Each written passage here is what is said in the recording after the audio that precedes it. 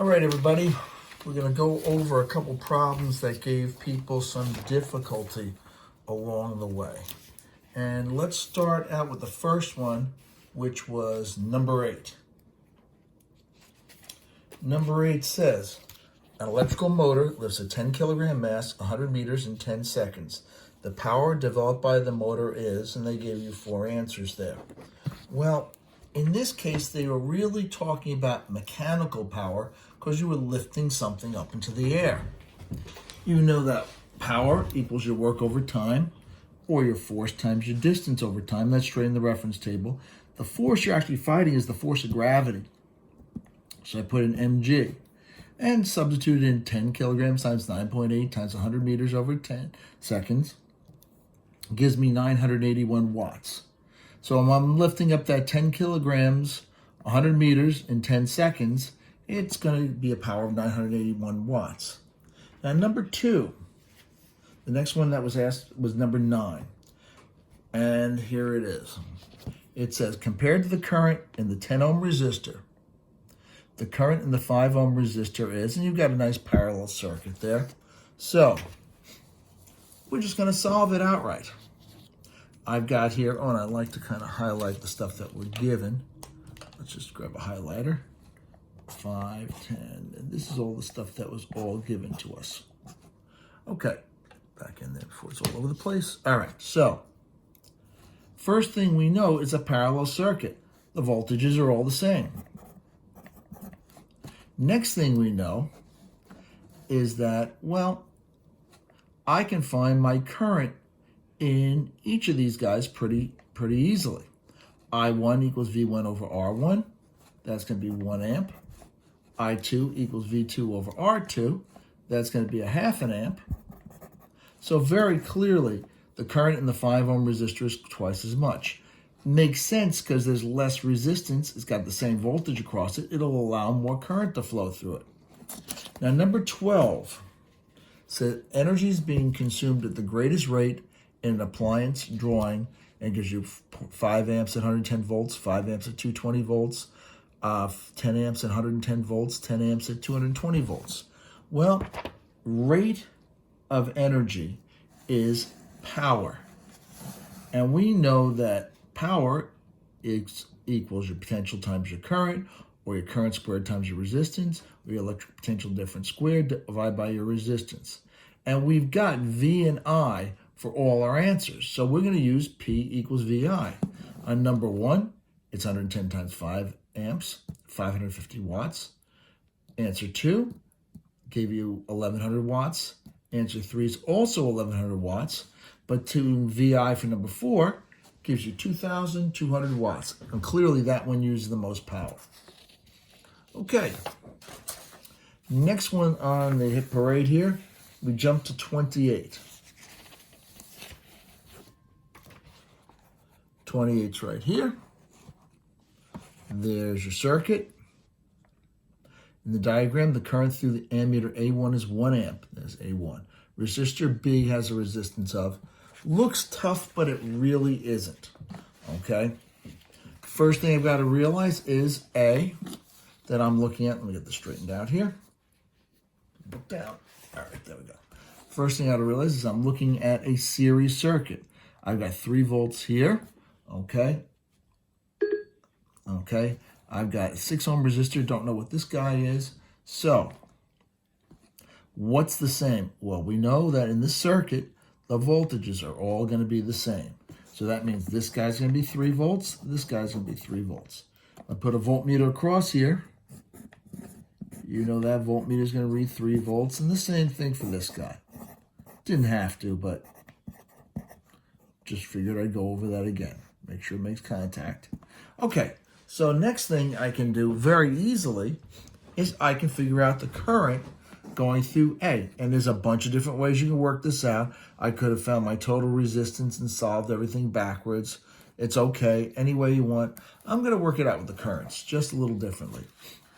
I happen to know that I equals V over R. I've got 3 volts across a 6 ohm resistor. A is going to have 0.5 amperes. Well, I know my current has to add up. We're saying that if I put an ammeter right here, that's going to be 0.5 amperes. Get more lead out of there. Okay, there we go. What does this guy have to be? Well, they don't tell me a direction here, so I'm just going to assume a direction for the current. And that would be how it would flow. Think about it as pressure. High pressure goes that way, pushes everything across. Goes back in, okay? Well, if I was to take a look at this junction point here, or just a series circuit, my total current, which is what this is equal to the sum of the currents going through all the branches. I total equals IA plus IB. 1 amp equals 0.5 amps plus IB. IB's got to be a half an ampere. Well, if that's a half an amp, and I've got 3 volts across it, R equals V over I, 3 volts over 0.5 amps. That means that this guy's got to be a 6 ohm resistor. And I could fill these in here, 0.5 amperes, and that's got to be a 6 ohm resistor. I can tell you the total will turn out to be 3 ohms. When they're the same, you just divide them. You just divide it by the number of resistors. Now let's do 32. 32 says, there we go, as additional resistors are connected in parallel to a source of constant voltage, the current supplied by the source decreases, increases, remains the same. So let's take a quick look at that. And let's do an example. Let's say I've got 6 volts here, and I just made this up, with 2 3 ohm resistors in there. Well, I know that the voltage is going to be the same. Series circuit, V total equals V1 equals V2. Always ask what is the same, and that's 6 volts. So I've started my chart, and I filled in the 2 6 volts for that. Since I know the voltage and the resistance for each one of these legs of the circuit, I can find the current going through each one of these. V equals IR. I've got 6 volts over 3 ohms. Each of these is going to be 2 amperes going through there. So if I put an ammeter here, that's going to read 2 amps. If I put an ammeter here, that's going to read 2 amps. And considering that it's going to be feeding like that, and around, that means this has to be the sum of those two. I total equals I1 plus I2. 2 amps plus 2 amps is going to give me 4 amps. Now let's add an additional resistor to the same exact circuit. Instead of 2 3 ohm resistors, I'll have 3 of them. I make up my little chart. I know my voltages are the same. Now, because I still have the same voltage across each of these resistors, it's just like what I had over here. Each one of these guys is still going to be 2 amps.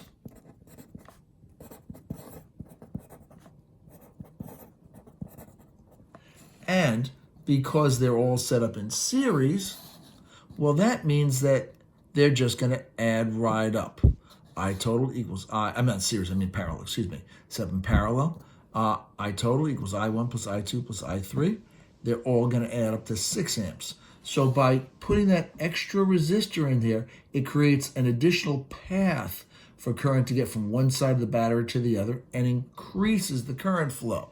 Just like plugging more things into your wall, turning them on, you're going to increase the current flow going through your house, and you'll see your electrical meter will be spinning faster, and your parents will probably be more upset with you for doing that because it does get pricey. All right, so let's move on. I did everything on here. This was 45 and 46, but there was also a 44 and a 47, and decided that it was worth doing the whole thing just to help everybody out. And it says the following. Base your answers on 41 through 47 on the diagram. I've got 100 volts. They didn't draw it like a battery. They drew it like a power supply or just a box. I've got a 20 ohm resistor, that's X, a 100 watt resistor Y, and a 100 watt resistor Z. And I've got 3 ammeters here inside the circuit. They want you to find the current in Y. Well,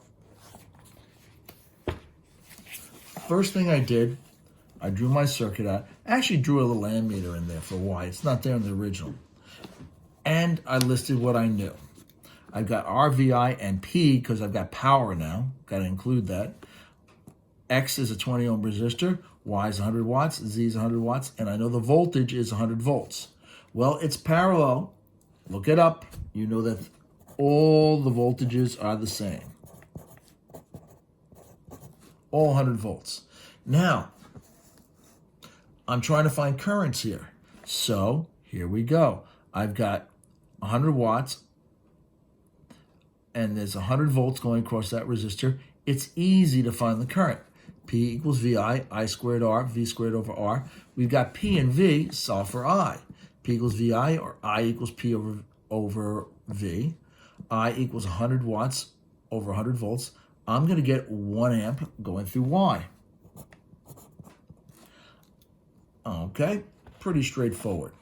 Now, Z turns out to be identical. It's the same exact voltage, same exact 100 watts, so I'm going to put that right in there for Z.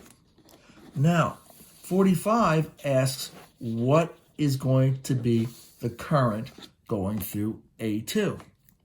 Well, let's think about this. Let's create a flow. We don't have a direction here, but I can just choose one. Let's say that side's positive, that's negative. Here we go, we're coming out, going around, splitting, heading around. There's my directions for my current. They don't tell you. You've got to really take a look at it and figure it out yourself. And back into the battery. Excellent. Okay, so here we go. P equals VI. P equals VI. I equals P over V. Oh, I'm sorry here. We already know that this guy is 1 amp and this guy equals 1 amp. Whatever current goes into a point must come out of the point. Consider in as positive and out as negative. Just another way of looking at it. So here's that junction that I've got over here. I know that Y and Z are both putting 1 amp into that point. That means there's got to be 2 amps coming out of that point. Whatever goes into the point, whatever current goes into the point, has to come out of the point. The point cannot store charge, which means I'm going to put 2 amps right here. There's no place for that in the chart because it's really Y and Z added together, but that's A2. Now, 46 asks the same thing, but it asks what is going to be the current going through A3 right here. So I'm going to do the same exact thing. The only problem is I don't have the current going through resistor X. I've got these two, but I don't have this one. I take out look at my chart though. I know the voltage, potential difference. I know the resistance. It's easy to find the current. V equals IR, or I equals V over R. I've got 100 volts over 20 ohms. That means I'm going to have 5 amperes going through there. So I've got 5 amps there, and I actually drew it out down here. I've got 2 amps from 2 coming in, 5 amps from A1 coming in. The two of them are going to combine, and that's going to give me 7 amperes. Okay, 5 amperes. And you know they're all going to add up. 7 amperes. 7 amperes, because current always adds up in a parallel circuit. Last thing asks for what's the power across 47. For not across 47, but across X, forgive me, across X there. Well, take a look at the chart. We got V and I. That's crazy not to go. P equals VI. I got 100 volts times 5 amps, 500 watts. Now, they didn't ask it, but if I want to find my total power, it would be 700 watts. And I can do that by adding up my powers for all my resistors, or P equals VI. It's going to give me the 700 watts. They didn't ask that, but it just kind of stands out as something to talk about for a second. Next one, people, and the last one, 52.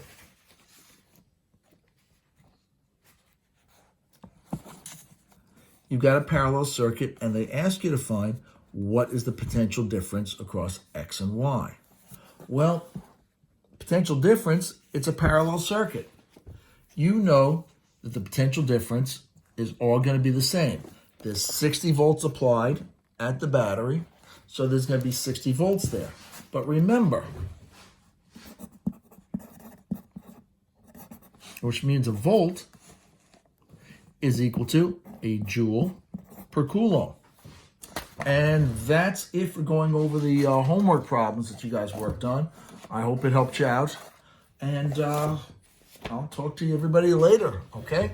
Thank you very much for all your hard work, everybody that's getting things into me. I appreciate it. Please do it through Edmodo. Don't be sending me emails. Make sure you get them in on time. And that's it. Thank you very much, everybody. Take care.